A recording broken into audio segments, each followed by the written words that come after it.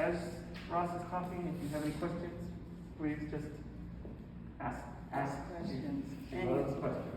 Anyway, thank you all again for coming by here, and those that you who know me might hear some of my things. I hope you don't mind hearing some of them over again, but I started making quilts in the 70s. I made, my sister went to the Whitney Museum and there was a great quilt show there in 1971, and she brought back slides of the quilts, and I just thought it was the coolest thing.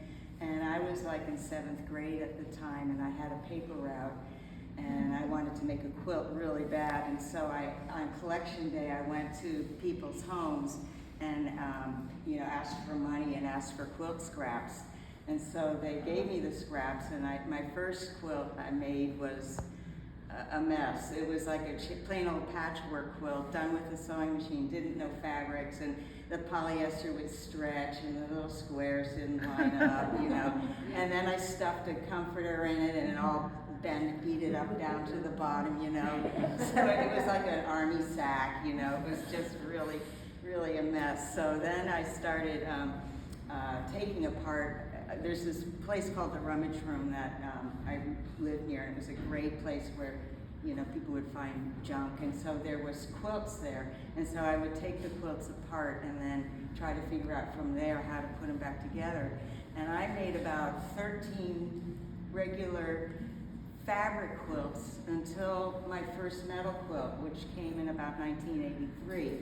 And I was living in the University District on the Ave, and my neighbor next to me, John Rice, who passed away just recently, was a painter, and he was my neighbor, and he saved a whole bunch of Hershey syrup cans because he liked to buy the cheap ice cream and pour the syrup on there and get it at Safeway. He bought the Snow Star ice cream and then the Hershey syrup, and he saved all the cans because he's a painter and he was going to use them for his water cans. And then he gave me this big bag of cans, these Hershey cans, and he said, "Here, make a quilt out of this." And I went, "Okay." And so I did. I made a log cabin quilt out of that, and that was my first quilt, and that was about 1983. And then since then, at the same time, I was doing a lot of assemblage works, but I focused a lot on taking the traditional quilt patterns and then put them into metal quilts. And this is a result of what I've been doing. I kind of work all over the board. I also paint, I also do assemblages. I started out as a drawer, a wood painter, a wood blocker. I was at RISD, at Rhode Island School of Design. I was like a mess because I didn't know what I wanted to study. And so after freshman, I was a illustration major for a while, but I didn't like being told what to do. And so then I went to printmaking. No, then I went to painting, and then painting was, whoa, 2 loops for me. It was just like everybody my sister used to joke about it. She went to RISD too and called it painting majors who are snack bar majors. Hang out in the snack bar all the time and philosophize. So I thought that was pretty funny. So painting was too loose for me. And so then I went into printmaking, and then I just said, I think I better go. I just didn't know what I wanted to do. So I came out here to the West Coast, followed a friend out here, and I followed her out here, and her sister was at the University of Washington, so I landed in Seattle, and when I moved to Seattle, I lived in the University District, as I said before, and there's this store, perhaps you're familiar with, called La Tienda, and it sold a lot of Mexican folk art there, and I was just enamored by the usage of the repeated battery patterns that were done on and put together into little retabloids. And so I somehow I was doing paintings on carved wood and started framing my works in tin. And that was like the early work here at the Great Kusera Gallery, was a lot of painting on carved wood. Social statements like this, kind of cartoony, kind of humorous, a lot about loss. but a lot of humor, I think, is covered, masks about a lot of sadness and grief, and that's how I get by in this life. And anyway, so I did these paintings, and then you know, the quilt that I made, and then the paintings with the tin edges just kind of became a large thing, and I mean, it just became a large statement in what I do. And all the years since then, I've just been collecting stuff, and some of it's throwaways, and some of it's bought on eBay or on, you know, on the internet. And so some of it has a little bit of investment. It's not all garbage, but anyway, enough of that. I just want to say that this particular piece, God's Waiting Room, was the piece I was afraid to put into the art show, this show. It's my latest piece, and it exposes some of my painting, which I haven't done in a while. But a lot of it is pretty social statements, and a lot of religious statements, and a little irony, and there are, some of them are a little esoteric. There's one piece here that I even asked Jim and Carol if I should put this in the quilt, but it's a little carving, a statement on people who carve on themselves, and it has a razor blade and a little wrist, and it says, go ahead and do it anyway, and you know, on your wrist. And then this says, God shall not make cutting in your hands or tattoos or anything like that. I am the Lord. This is your body. This is your temple. So I was a little, and then down here is a little devil with a palette, and it says DBT. And so anybody that knows psychology or psychiatry, DBT is dialectical behavioral therapy, which is for people who are feeling really intensely depressed, and their emotions overrule them, and then they carve themselves or slit their wrists or whatever. And I'm a survivor of really bad psychological problems back in the day, and my therapist gave me the DBT workbook. And one of the things that I really liked about the DBT workbook was a story about a woman in there that she was a cutter, and she was going to cut herself, but the therapist said, why don't you paint what you want to, paint your scars on your wrist or on your arm, and then you can wash it away later, and then you have no scars. And then I just thought that was really great, so I had to do this, you know, and that I decided to put into the piece. The rest of the pieces are pretty much, you know, we've got Eve picking apples that are different pride flags, and this one, God's Waiting Room, which I titled the piece, is about Ron, our wonderful Ron DeSantis, the governor of Florida, and he did call Florida God's Waiting Room. And so I was just like, that's awful, you know? And so my parents did the thing, they did the snowbird thing, they went down there, retired in Florida. So I had these old people, you know, on this little painting playing cards and hobbling with a walker with tennis balls on them. And so, you know, I just thought, you know, that's got to go in the quilt too. And then over here is California, and it's on fire because of our fire. But because we're blue, you know, I've got people on fire, so that and because of all the conservative people hate the West Coast blue politics here.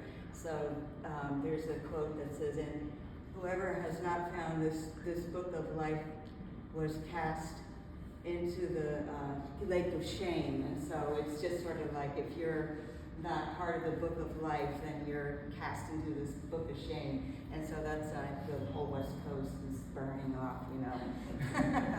But anyway, there's like 32 little cartoons in here, and I just really made this like my most vulnerable piece. The rest of the work is pretty much a walk in the park for me. Oh, thank you. This one called Blue Crow. This is something that I've been wanting to do for years, is to add musical instruments to my artwork, and I plan on doing that more. You know, adding musical instruments to the quilts. You know, we'll be seeing more of that. There's too much work to do. You know, I'm not done here. So anyway, I just Crows like shiny things, and so this one's just simply, you know, a shiny, they like shiny things. I love crows. I don't know much about birds, but I do love crows. I know this is a big crow city. People, you know, either love or really hate crows, and they can be a pain in the neck too, but boy are they funny, you know. I mean, just yesterday I was on the app and there was a piece of garbage hanging out of the garbage can, and this crow in the midst of all this traffic going down the avenue swooped down, pulled the trash out, knocked the french fries out, and then scooped some up and took off. And I just thought that was amazing. And then I saw another time I was circling around pizza that was on the street. Somebody was on a bike and his pizza fell out of his crate on his bike. Landed at the intersection of 47th and University Way where the bank is. And sure enough, the crow swooped down and went for the pizza too. But anyway, so this is, and I just like to take the challenge to marry the horn with the metal. You know, I think I'm a frustrated welder. You know, I like to have my work kind of like meshed in, not sitting on top. And I think it works with quilting. You know, this crazy twisted log cabin quilt. You know, again, it's the stitching of the wire that I do. Question. Before you get too far away from that piece, I just wondered how, if you could talk about when I was a kid, you know, we used to take juicy fruit things and make chains out of them. Talk about that, because that's what I'm seeing. Oh, the chain bubble gum. Yeah, I do that with metal, you know, and so that's just like strips, as if it's pre-folded gum wrappers, and then I fold them and then put them down there. And again, it's kind of like the shiny thing that the crow likes, you know. And it just married really well to the horn and the gum chain, and then smear a little bit of oil paints on it, and you know, it's like in there. So that's kind of how I like things that are just man-made. I'm a real hands-on person. I'm not a computer person at all, and I'm not into things that are just very light and delicate. I'm really heavy-handed, I think, you know. A lot of motor oil in my work. Ross, is that Jim Knoebel's horn? What's that? Is that Jim's horn? No, it's not Jim's, but he was here, and that's why I have another half of the horn over there on Purple Crow. You know, so because Jim came to the opening, I didn't want him to rip off the trumpet and play it. Because he's a troublemaker, he's a sweetheart, just kidding. But anyway, this is a twisted log cabin quilt. I made a lot of log cabins in my day with the traditional bank raising design, you know, that are squares. And I was just kind of looking through quilt patterns, and I saw this and just thought, oh, this is just awesome. This is a good challenge. And so I combined plexiglass squares and tin and cigar boxes with this particular piece, and then stitched it all together. So I'm really into the twisted log cabin quilt pattern. So anyway, over here, when we go back, and this one's funny. This one, I've always hung it square-wise, but the gallery put it up as a diamond, and I love it as a diamond. I think it looks really great, so that's what makes me crack up. This piece I've worked over several times before I got to where I liked it. And these are little bats, you know, like oils, and then keys and time. I do a lot of issue about time and lack of, you know, time, like the hour break, like the hourglass, like the tombstone, you know, as you are, I was once, as I am, I shall be. And I think most of these pieces have that feeling of the hourglass to it. And I think that goes back to what Jim said about these works about being about loss, but not really morbid loss, but just, you know, about loss. So anyway, that's what that particular little piece is. I've made a few Parker fans, and they're beautiful too. I love the part. I'm a quilter, you know, I started out as a quilter. I love quilts. I don't get tired of them. I've got all these quilt magazines. It looks like an old lady lives where I am an old lady. But, you know, it just looks like I get these little bright colored magazines from quilt stores, and they're all, you know, fluffy and light, you know, and I was having this conversation with Jenny, and I was telling her that I want to make a jelly roll quilt, and I was looking up Jenny said, well, why do they call it a jelly roll quilt? And I was like, well, I think it's because of the fabric. You roll it up, they're long strips of fabric that are 44 inches long by 2.5 inches wide, and they take several strips of them and they roll them up, and they look like a cinnamon bun. And so I thought, oh, that's nice. And then I looked up and found out the vernacular, the African American vernacular jelly roll means, you know, getting some. Jelly means in. So I was just like really surprised about that, and how white and sugary the quilt magazines have made it all like, oh, it looks just like a little cinnamon roll, when it's really about screwing, you know. So I thought that was really funny. So that might come into another piece. Thank you. Bats.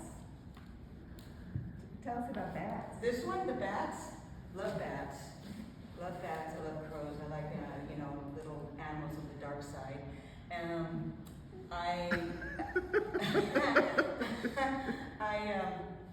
I think I just made this as a pretty piece, you know, and the color in this, and like I said, this was a piece that was something else.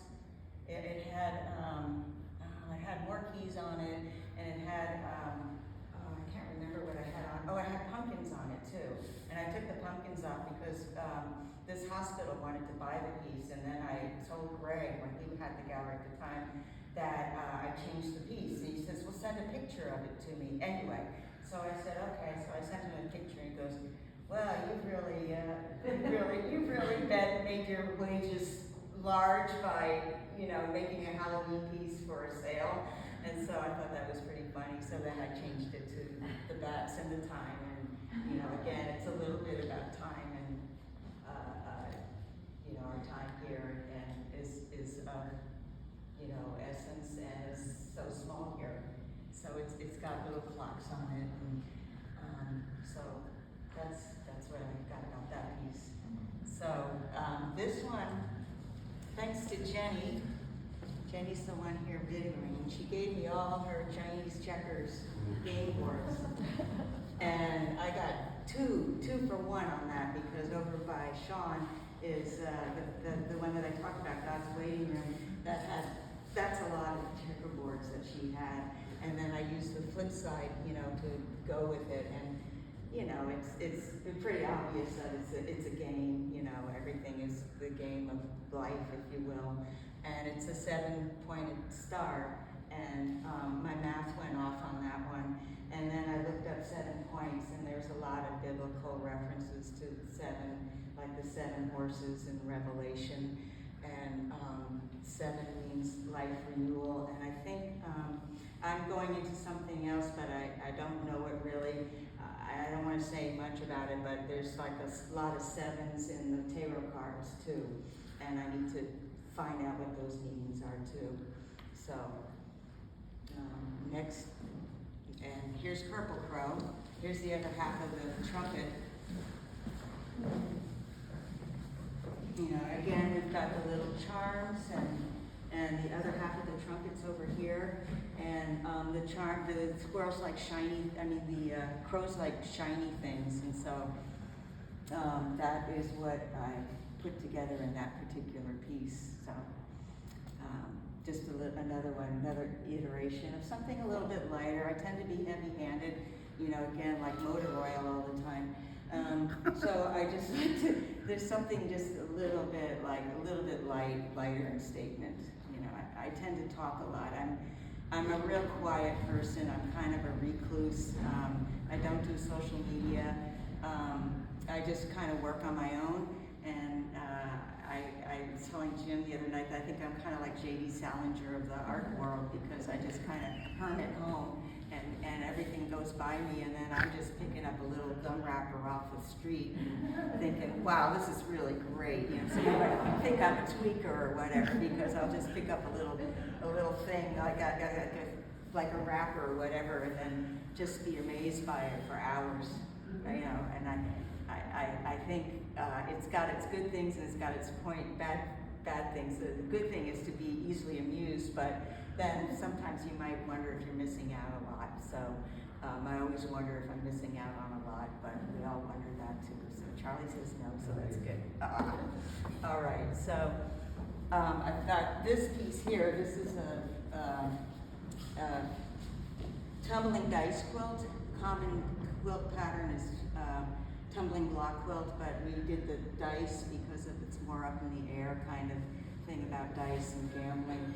And these were made with scout badges and real military badges, because you know a lot of the scouts go from the scouts to the military. So that's what this is put together for. And yeah, a lot of bullets were given to me. Some of them I bought. I got this website called Lucky Gunner that would mail me bullets in the mail, you know, to do this. And it was just like, oh, this is just like so easy to get bullets. It sort of upset me how easy it is. You know, they would just send me boxes of bullets in the mail, and you know, if a porch pirate came and took them, you know, that just kind of creeped me out. So, yeah. So this is another one of the Bluefield study, and this is the Army. This is Army fatigue, and this is Air Force and Navy fatigue. So they're the same sort of thing, you know, but different colors. They could be hung separately, or they could be hung together as a triptych.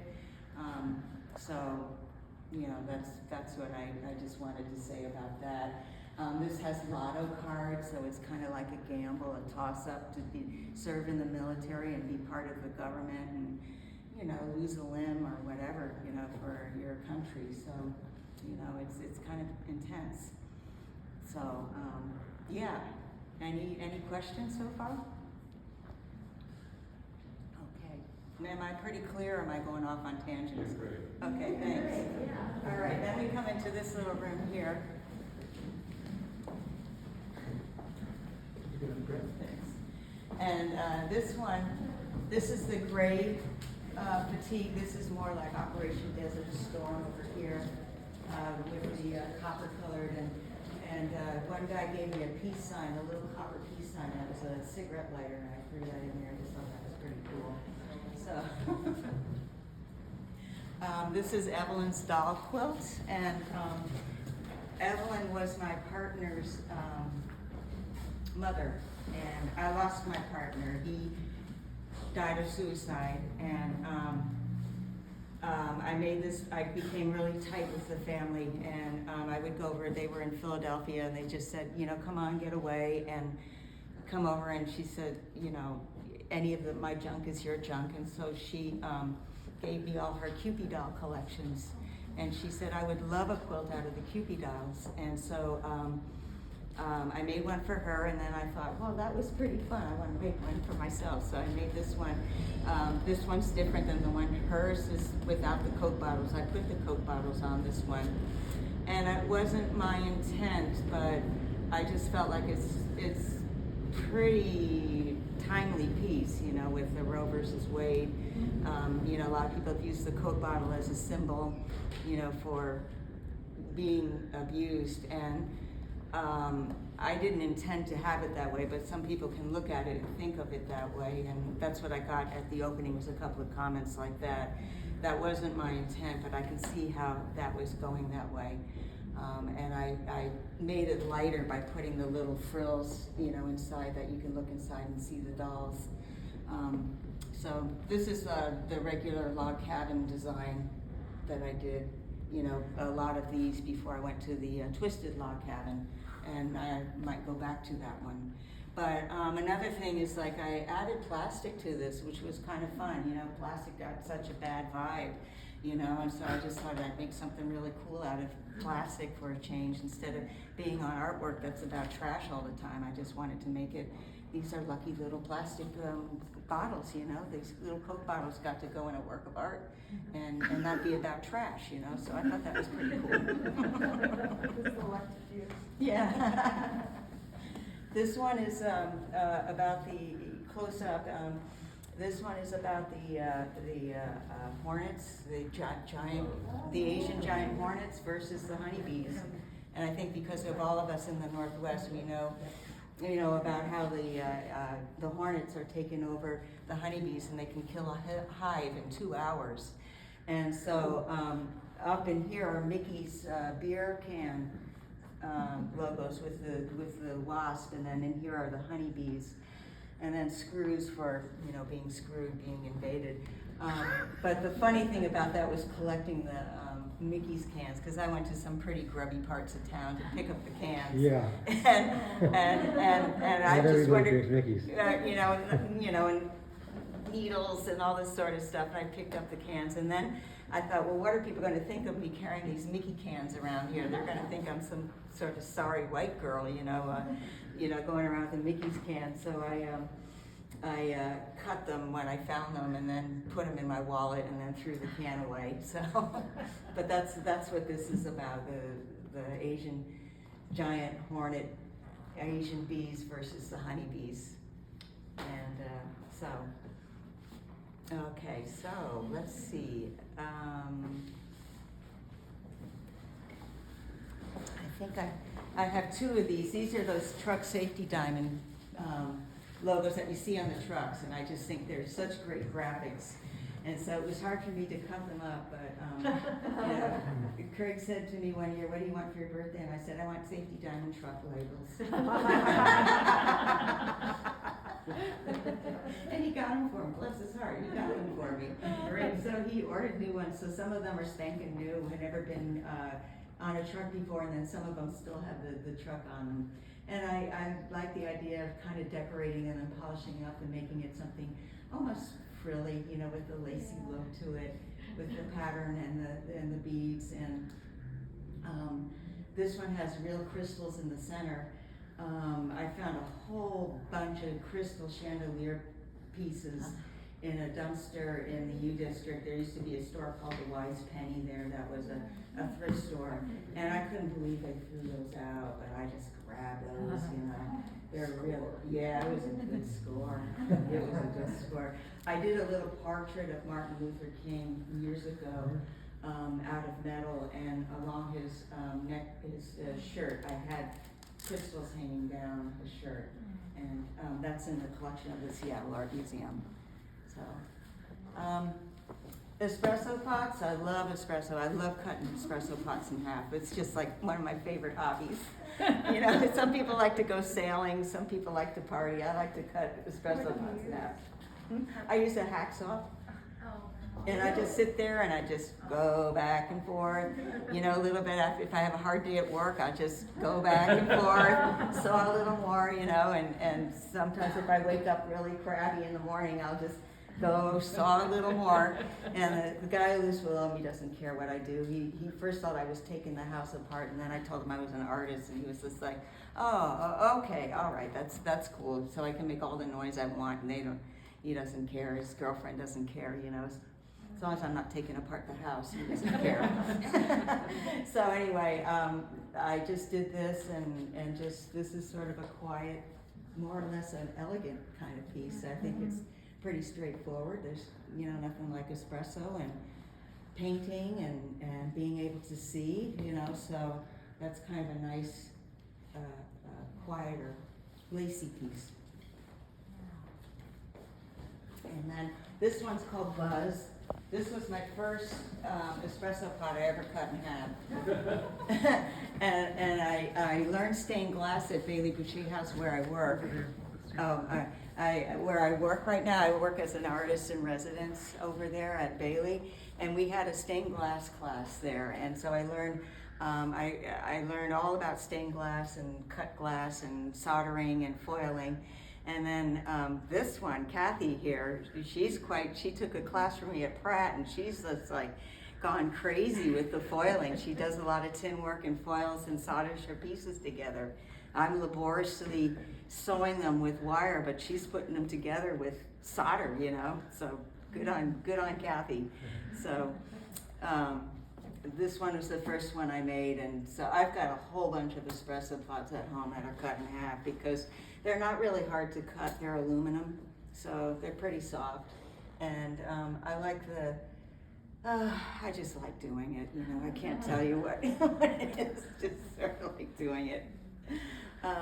So this is just another couple of crows here, again with the gum chain, you know, the shiny gum chain, and these are oils on metal and connected with some perforated tin and studs. And, you know, just, again, they like the shiny thing, and they're always inquisitive little creatures. You know, they're very, very smart, so they're pretty cool. And we're lucky to have a lot of them. And then this one is but this is a log cabin traditional study of the turpentine. This one is made with paint tubes, and in the middle are the turpentine containers that you put your turps in. So this is like oils on paintbrush and cotton stapled pieces of quilting put together, metal and neckties. So this smaller one over here is more about, again, the tumbling dice. It's a smaller one. This is more focused on gambling type, you know, with the military and the patches and pieces of the American flag. So anyway, I think that's about it. I think we've done it. So any questions or anything? Oh, thank you. Thank you. All right. Thank you.